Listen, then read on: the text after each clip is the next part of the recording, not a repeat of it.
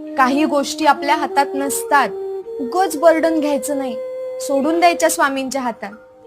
अरे इथपर्यंत घेऊन आलेत ते, इथून पुढेही स्वामीच नेणार आहेत आपल्याला. स्वतःवरती विश्वास ठेव, सगळं नव्याने सुरू करता येईल. आणि ही जी लोक असतात ना आपल्याला नावं ठेवणारी, यांची स्वतःचीच काही आयडेंटिटी नाहीये.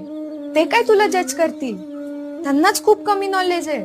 तुला कळतंय का, तू तुझ्या घरातली ती व्यक्ती आहेस जिची स्वतःची काहीतरी स्वप्न आहेत, खूप मोठी स्वप्न आहेत. मग अडचणी तर येणारच आहेत ना. अरे ज्या गोष्टी कुणीच नाही केल्या त्या गोष्टी तुला करायच्या. मग या प्रवाहाविरुद्ध चालताना त्रास तर होणारच आहे ना. तो त्रास सहन करण्याची क्षमता आहे आपल्यात, म्हणून आपण आर्टिस्ट आहे, आपण जगा वेगळे. आणि हे सिद्ध करायचं नाहीये, ही जी जर्नी आहे ना ती एन्जॉय करायची. तूच विचार कर ना, आज तुला जे हवंय ते तुला मिळालं, त्याच्यानंतर तुझी स्वप्न थांबणार आहेत का? नाही, ती वाढतच जाणार आहेत.